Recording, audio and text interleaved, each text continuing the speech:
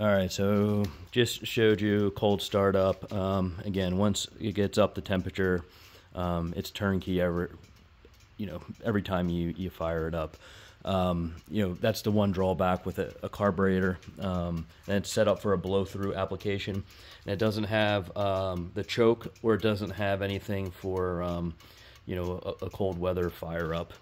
So here in the back, kind of where all the mechanics is. So it's a Ford 9-inch with Mustang 4-link control arms. So it has the triangulated 4-link, where it has the top ones that are on a 45-degree angle, and then it has the lower control arms down there that keep everything aligned.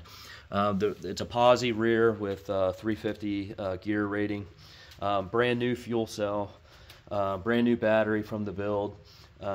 Brand new. I have dual pumps for the air ride suspension, and all that's brand new. It has the Slam Specialty larger bags, the 7-inch bags for a softer ride. If you look here, you see all the welds. I know a lot of the rat rod builders out there, they can't weld to save their ass if they wanted to. So. One thing I did too in the design of this is I put in an integrated back bumper. So as you see, everything's pretty much stripped down and pretty clean on the back. And then the bumper sticker.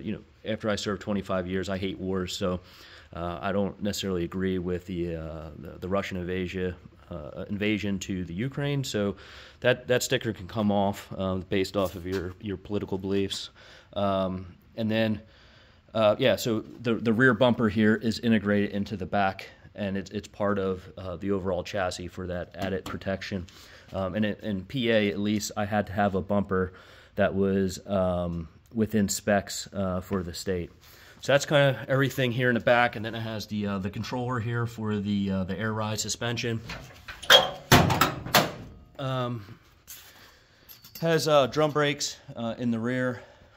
Tires are brand new. Haven't done any real big burnouts or anything with it, so plenty of tread. The seats are bolted straight to the floor. Passenger side, plenty of leg room for your passengers to sit in there. The center drive shaft tunnel was custom made to kind of replicate what it looks like for an ammo box. Have this guide here that's kind of our mascot and kind of embraces the overall attitude of the Jeep. And it has a brand new shifter that I bought for the C6. And then all the gauges are all brand new too. I think I spent over $1,400 on the gauges. Has a brand new turn signal, and then it has an overall electrical panel over there for all the various components. So from the left side, you have the main breaker switch. Next to the push button, you have the fuel pump.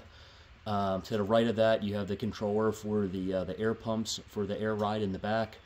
And then I have two other switches that I have set up for either two-step, and I also have one set up for launch control. So I think right now it's set at like 3,000 RPMs. What else we got? The engine, the whole thing's brand new. It's a 351 Windsor roller block. So it's a 94 or 95 Ford roller block. It has a Ford F-Cam that's set up specifically for blow-through turbo applications. It has brand new manifolds. Basically everything on the engine's brand new. It has a brand new starter on it. It has boost reference air fuel. A fuel pressure regulator.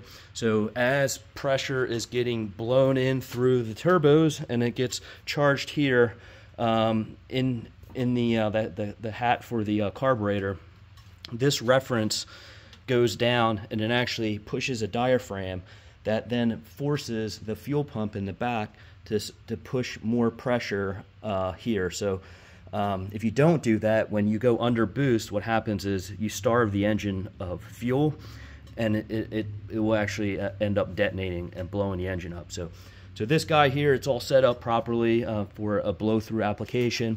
It has a 1994 Ford Mustang alternator. It's a 130 amp because a lot of the electronics that I'm running in it, the stock 70 or 90 amp alternator just wasn't enough, so I upgraded that.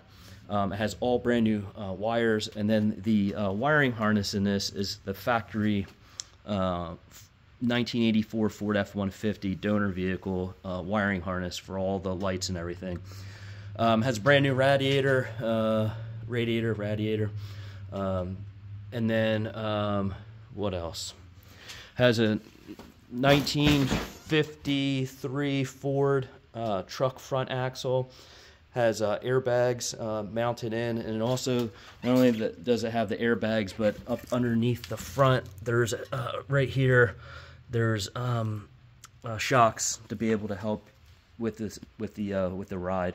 Has front disc brakes from a 70 Chevelle, and yeah, I think that's about it. It has a tail wastegate for a blow-off valve for the intake, and then it has a Ford. I think it's a 2004 Ford Mustang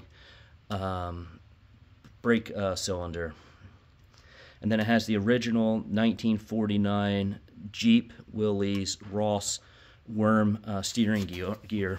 So you have the steering come off, and then the arm here goes down to the front axle.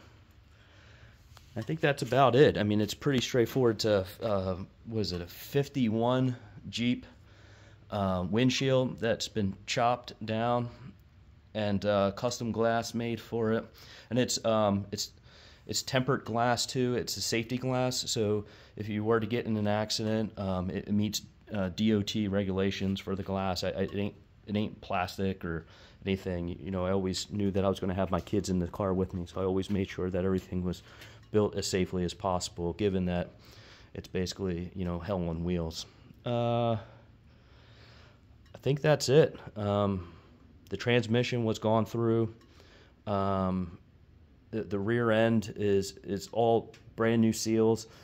I don't think it drips anything on the ground. Nope, there ain't nothing underneath there. Bone dry. So I know it's called a rat rod, but there's been a lot of time and money and energy put into this to make sure it goes down the road straight.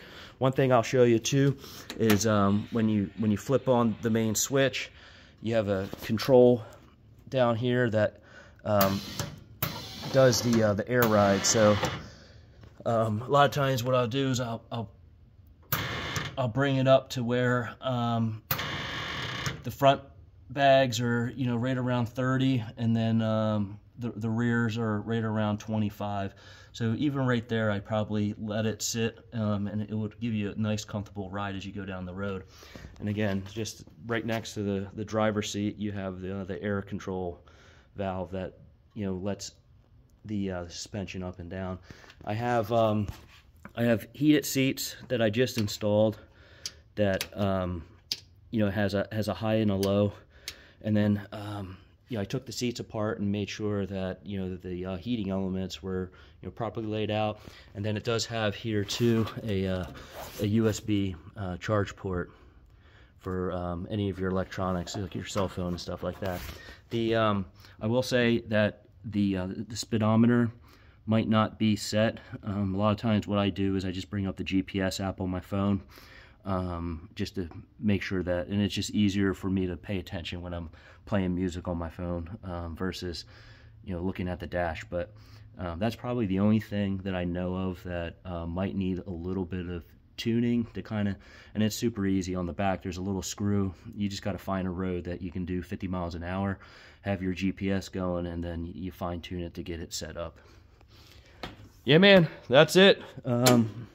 So yeah, like I said, I got to leave tomorrow, go down my father-in-law, and I'll be back April 9th, and then we can kind of talk about if you're still serious, if you want to meet up and take it for a ride. Talk to you.